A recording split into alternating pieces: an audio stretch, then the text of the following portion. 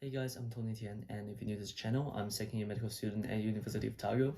So if you notice, the background setup is a little bit different, and that's because I'm back in Auckland with my fam, so I'm in my old bedroom instead of, my usual Dunedin flat setup.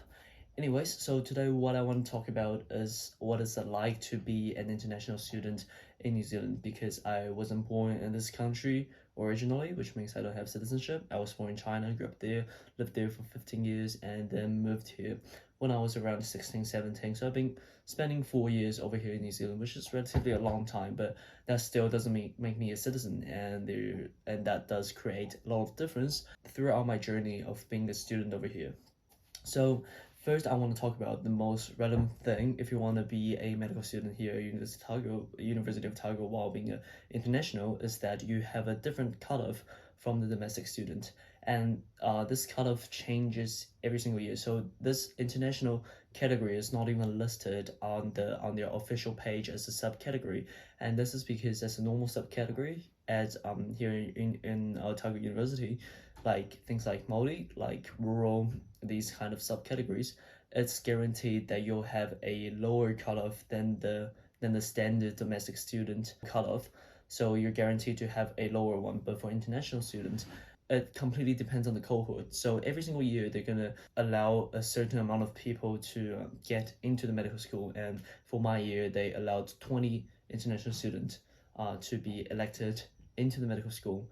And so basically your cutoff, so they have a 70% average cutoff for every single paper that you do, and that's just the basic you need to meet. And if you meet all of these 70% above that, they're going to take the top 20 students who have the highest average cutoff, who wants to get into the medical school, and they're going to take those top 20. So basically your cutoff can change every single year. It can be slightly lower than the domestic student cutoff, or it can be higher, and that completely depends on the amount of international students that you have in the year, how many international students they want this year into the medical school, and how well all these international students are doing. So this also makes your life a little bit harder, because you can never predict what kind of cutoff you're gonna get, and you're barely gonna meet all these other international students if you don't really, attend the social events organized by the international office. Like personally, I just didn't go to that many, so I didn't really meet any international students. I know there were quite a few, and they're just scattered all over the place, and once in a while I'll meet one and talk to them, but don't really know them. So personally, I know two really well, and for the other ones, I sometimes will meet one, but it's like they're scattered all over the place, and it's really hard for you to know their mark and sort of compare yourself to them. So my advice is that try to aim for a domestic student cutoff. Is usually somewhere around 94%, which is pretty high, but always aim high, and hopefully you'll get a good result in getting the med school. And the second thing I want to talk about is the cost. So if you're already planning on going here, you probably have looked it up on the website and seen the cost. It's very dramatic. It's about 80K, and it's outrageous for domestic students, around 16K, so that's about 5 times higher. And also, plus, it's not a perk, but you just don't get any scholarship. There aren't that many scholarships, and basically there's none. And I've done my research. I've tried every single pathway I could possibly do, and there just aren't any for international medical students. And sometimes when they have sufficient fund, they'll give out like a random one. If you have like really good marks, they'll give out like a random scholarship to you, but it's very rare, and it's a one-time, one-off thing. And I got one when I got into my second year, but it's only a one-time thing, and it's only 7K, so which is not substantial at all compared to the 80K fee that they're asking for. And also when you step into your 4th through 6th year, they're gonna raise the price up to around 90K-ish. And the third I want to talk about is the entry into the hospital. So this is more like a just like a little hiccup. It's a tiny bit annoying, but it's not that big of a hindrance. So basically, when you graduate, and when the hospital, recruits all these medical school graduates, they're gonna prioritize all the New Zealand domestic students first, and then they're gonna prioritize all the Australian students first, Australian students second, and then they're gonna consider the international student at the end, and regardless of how good your grade is. So basically, if you're a international student, you're gonna be put at the bottom of the list, even if you have like really amazing grades throughout your medical school. And what's gonna happen is that you will not have a hospital to go to by the end of your graduation, and normally you need to wait around 6 months-ish. So this is the information that I learned from talking to some of the past international medical students that I met during a New Zealand medical student conference that happened in Auckland around during the middle of the year. And I made a tiny video introducing this conference, but I don't think it was very detailed. But basically, I met some other international students based in Auckland, and they're 6th-year graduates, and they know people who are already in the hospital who are international students, and they share the experience how they've been waiting for a while before they can get in. So you need to wait for around 6 months-ish, wait until there's a vacancy in the hospital for them to get you in. But sorry, it's a little bit sweaty. Auckland's really hot. And so don't worry too much, you'll eventually get a hospital, but just be aware that you'll wait for this extra period of time simply because you're an international student. Another thing is that being an international student also means you don't get a 6-year stipend that you may have heard from your classmates all the time that they get super excited about. They're like, yo, we're getting paid in 6 years, we're getting 27K a year, but if you're an international student, you're not gonna get that. Just a little bit sad, but just take it in. All right, and the 5th one is the language barrier.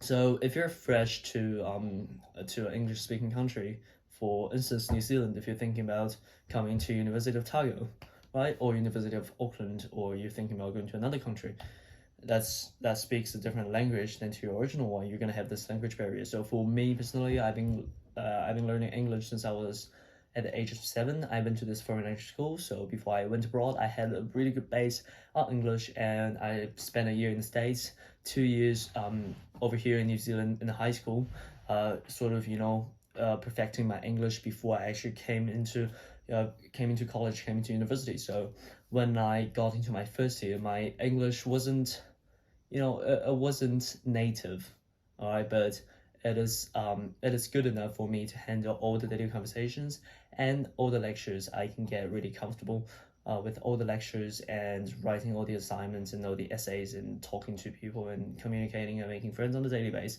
So if you're struggling with that a little bit, just try to get some extra help.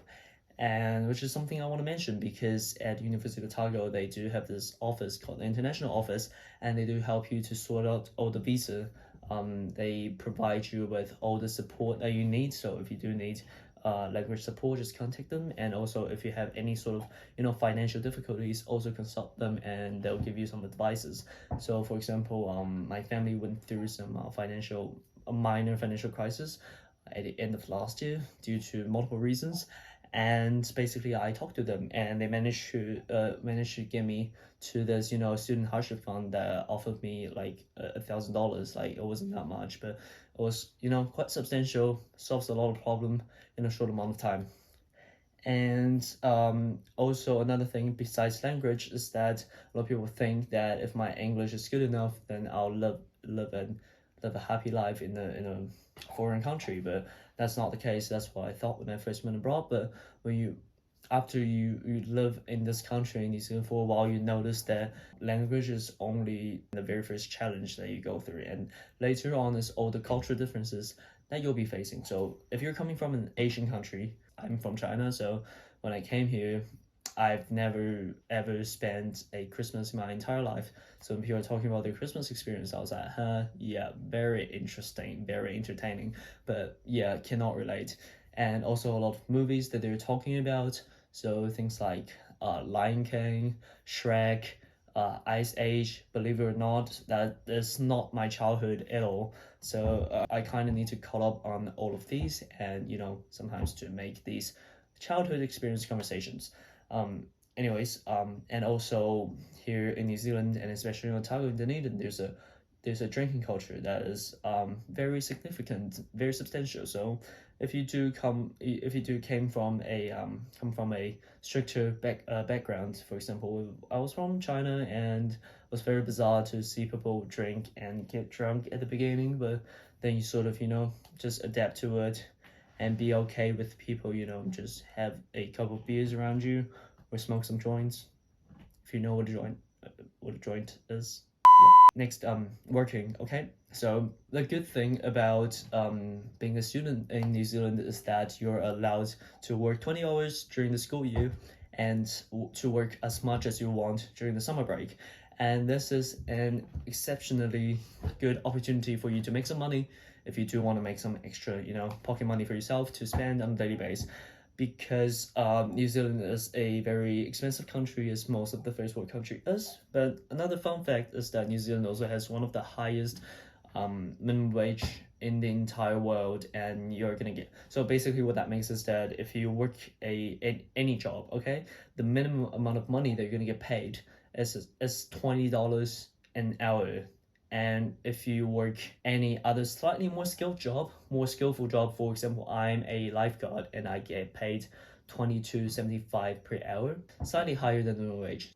If you don't have an idea about how much money this is, okay, so this is about 4 or 5 times the minimum wage that you're gonna get in China. So this is a huge amount of money if you do want to work. The annoying thing is you need to apply for something called IRD, and basically that's your tax number. You need that to pay tax, so you need that first, and that's a pain in the ass to apply for. It took me like, I don't know, a week plus being on the waiting, like the waiting list when you're making a phone call to the IRD. I waited for like an hour or something. I'm just like, yeah, it was a complete torture. But anyways, it's a little bit difficult to find your first job, but once you start to build some have some experience, build your CV up, it's gonna become a lot more easier for you to find jobs and stuff around. If you struggle to find your first job, always go for some uni tutoring jobs, and those are usually the easiest to apply for. And also, applying for a job at university, they just love using their own students. So this is gonna help with a lot of expenses. It covers your rent, your food throughout the year. So if you work like full-time during summer, and you're gonna make somewhere around like 10K, and that will be enough for a whole year of food and rent if you don't splurge on yourself too much. Alright, so that's everything I want to talk about today, and if you feel like I missed anything, or there's anything that you're still curious or having question about, just leave it in the comment section below, and I'll reply to every single message, just because I have time in the moment, because it's summer break. And don't forget to hit the like button and subscribe to the channel, and I'll see you next time. Bye!